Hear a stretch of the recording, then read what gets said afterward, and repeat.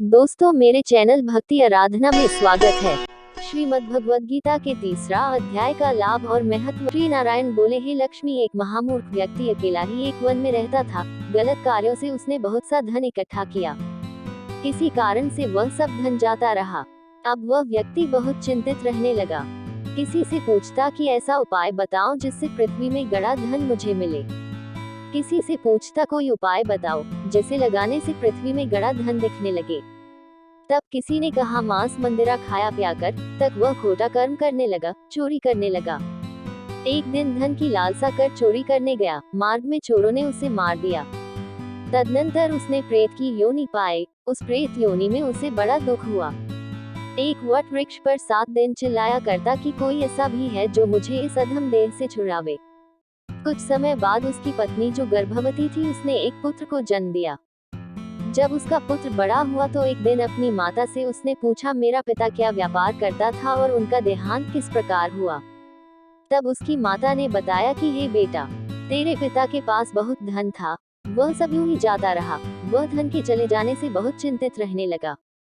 एक दिन धन की लालसा से चोरी करने गए, लेकिन मार्ग में चोरों ने उन्हें मार डाला। तब बेटे ने कहा, हे माता, उनकी गति कराई थी। माता ने कहा, नहीं कराई।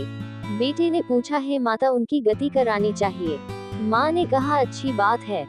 तब वह पंडितों से पूछने गया और जाकर प्रार्थना की, हे स्वामी, मेरा पिता एक दिशा में जाकर मृत्यु को प्राप्त हुए, अतः उनका उद्धार किस तरह हो सकता है। पंडितों ने कहा, तू गया जी जाकर उसकी गति कर, तब पितरों का उद्धार होगा।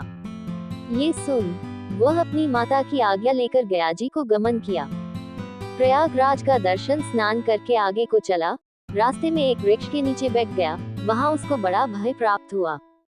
ये वही वृक्ष था जहां उसका पिता प्रेत योनि प्राप्त हुआ था।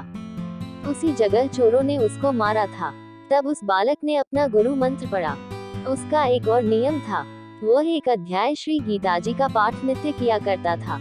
उस दिन उसने श्री गीता जी के तीसरे अध्याय का पाठ उस वृक्ष के नीचे बैठकर किया। जिसे उसके पिता ने प्रेत की योनि में सुना तो सुनते ही उसकी प्रेत योनि छूट गई और उसका शरीर देवताओं के समान हो गया।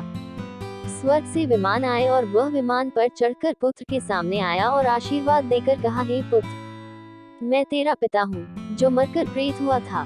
तेरे इस पाठ करने से मुझे देवताओं के समान शरीर मिला है। अब मेरा उद्धार हुआ है और तेरी कृपा से मैं स्वर्ग को जा रहा हूँ। अब तू गया जी को अपनी खुशी से जा। इतना सुनकर पुत्र ने कहा, हे पिताजी, कुछ और आज्ञा करो जो मैं आपकी सेवा करूं। तब उस देवदेही ने कहा, देख, मेरी 7 पीढ़ियों के पितरी नरक में पड़े हैं।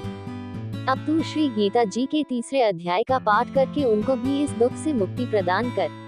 इतना वचन कहकर जब वह स्वर्ग को चले गए, तब इस बालकर ने वहीं पर पुनः गीता जी के तीसरे अध्याय का पाठ किया और सब पितरों को उसका पुण्य देकर बैकुंठगामी किया। जो प्राणी श्री गीता जी का पाठ करता है या सुनता है, उसका फल कहाँ तक कहने में नहीं आ सकता। तब श्री भगवान जी बोले, हे लक्ष्मी, ये तीसरा अध्याय का जो फल मैंने तुमसे कहा, वह तुमने सुना है।